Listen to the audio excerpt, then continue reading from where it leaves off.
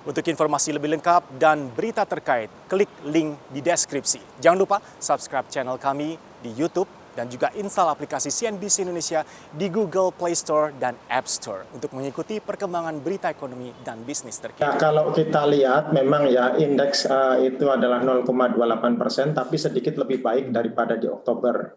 Nah, kita kalau Oktober itu kan kurang lebih 0,07 ya. Kalau kita lihat dari perjalanan penjualan kita ya, industri consumer goods, snack khususnya ice cream, memang di bulan April, Mei, Juni kita mengalami hantaman yang cukup berarti ya, di mana penjualan kita turun sampai double digit ya. Tapi mulai di September, Oktober, November terjadi peningkatan ya penjualannya sehingga masih minus dibanding tahun lalu, tapi minusnya sudah single digit ya. Jadi kita melihat adanya tren perbaikan ke depan ya. Walaupun memang secara umum daya beli masih melemah ya. Itu bisa dibuktikan bahwasanya yang dikonsumsi oleh masyarakat umumnya produk-produk yang harganya itu 5.000 di bawah ya. Dan kita juga bisa melihat para pemain consumer goods sekarang mengiklankan produknya itu kebanyakan yang volume kecil dan harganya rendah, karena itu adalah untuk mensiasati daya beli masyarakat yang masih rendah dan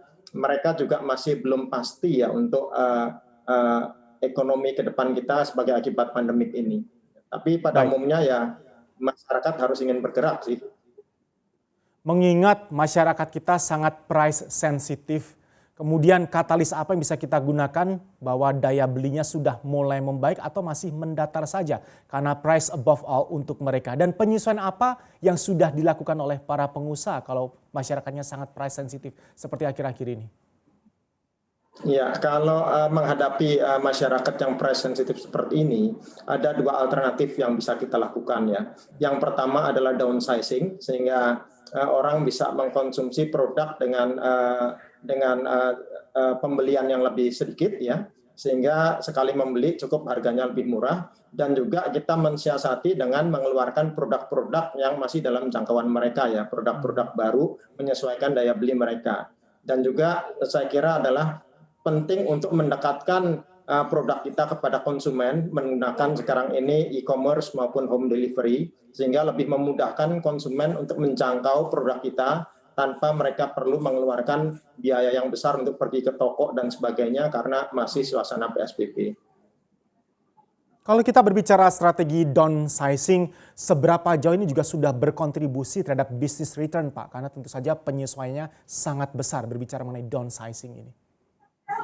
Ya, kalau downsizing di produk consumer good lebih kepada penyesuaian kemasan ya. Jadi biasanya mengurangi isi kemasan ya supaya lebih terjangkau harganya ya. Jadi memang kalau kita lihat nilainya mengecil ya, tapi seperti juga kita alami pada produk kita, tingkat pembeliannya atau frekuensi produk-produk yang affordable itu menjadi lebih sering ya. Jadi memang ini adalah yang terjadi, kenyataan yang sekarang dihadapi, khususnya untuk produk-produk yang non-esensial, kita harus menyesuaikan dengan kemampuan daya beli masyarakat. Dan itu saya kira hampir semua pemain consumer good yang non-esensial harus menyesuaikan dengan situasi tren dari consumer yang saat ini masih price sensitif. Karena affordability menjadi kata kunci yang penting saat ini.